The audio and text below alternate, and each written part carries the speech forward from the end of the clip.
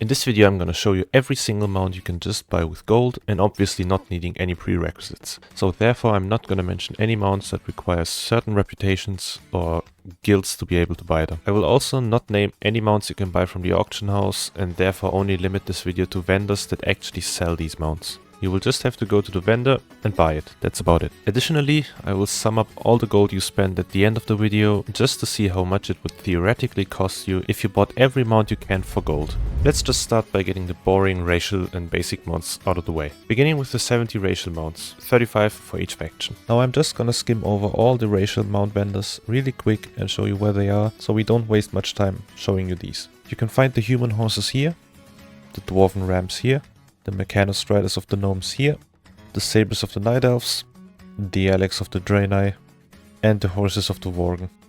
The Wolves of the Orcs, the Skeletal Horses of the Undead, the Coders of the Tauren, the Striders of the Blood Elves, the Raptors of the Trolls, and the Two Choppers of the Goblins.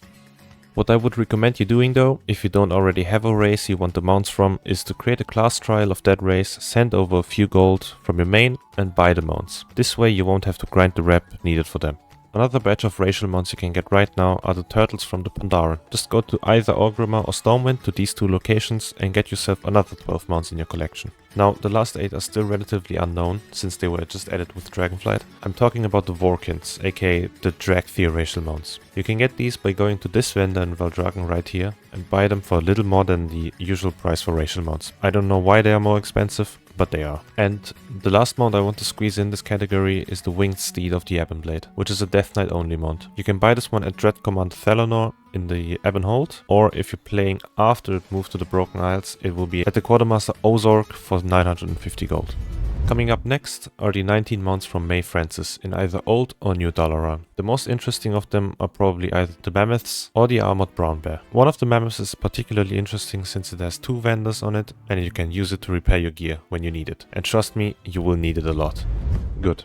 Now that we got the basic mounts out of the way, we can start buying the interesting mounts. Starting with a cool reskin is the Palehide Direhorn. You can get this guy by paying a random NPC in either Dazar Alor or Borealis 500,000 gold. If you played back in BFA, you will also notice that he's the same guy that sold you the Brutosaur for a hefty 5 million gold. But since it was removed at the end of the expansion, I will not list him here in this video. You can find the vendor for the mount right here in Dazar Alor. You can just take the portal from Orgrimmar and fly over here. If you're playing on Alliance, don't worry, you can also get the mount just from another vendor. Take the portal from Stormwind to Borealis and fly over here to this guy called Tricky Nick. He's kind of hidden in between some buildings and surrounded by some mobs, but you should be able to find him pretty quickly. He will also sell you the mount for the exact same price. Staying in BFA, we're gonna take our way to Nazmir, to this specific spot right here. There you will find a really small and hidden entrance to a little cave. Inside there will be this guy called Gardam. Hey, got him! He will sell you 3 different Marsh Hopper mounts for 333,333 gold each, so about 1 million gold for all. I don't own them and I don't want to own them since I don't like these frog mounts, but if you like them or want to boost your collection, there you go. If you play on Alliance, you will have to do a small little quest chain to be able to sail over to Zuldazar in order for you to be able to buy the mount. So just start this quest chain on the boat in Borealis and you should be able to go over there and buy them.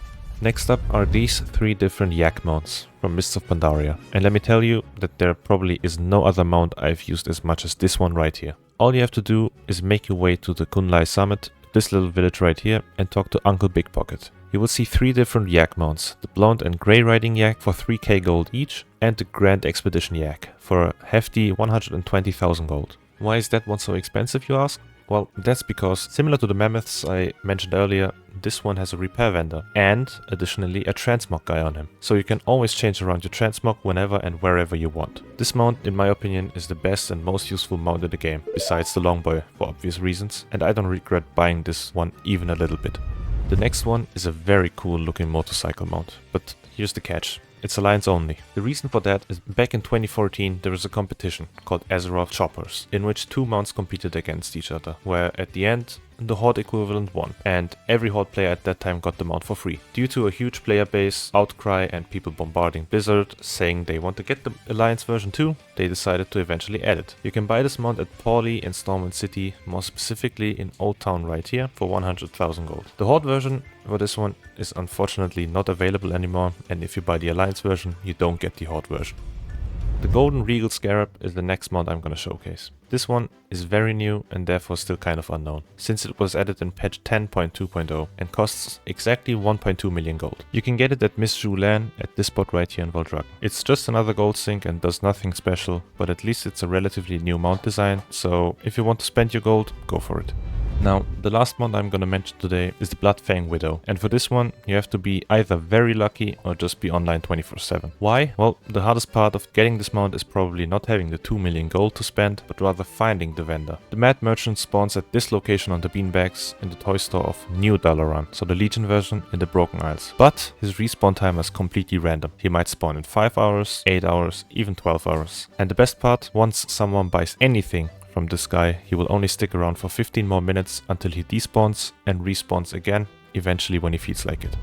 So, if you want to buy every mount I just listed here on both Alliance and Horde side, it would cost you exactly 4,959,954 gold. If you want everything I just mentioned in this video. So have fun farming all that gold. If you enjoyed this video and want to see more stuff like this, let me know by liking this video and subscribing to my channel. And if you want to learn about another 13 mounts you can get in probably under an hour, click on this video right here. I hope you enjoyed this video and I will see you in the next one.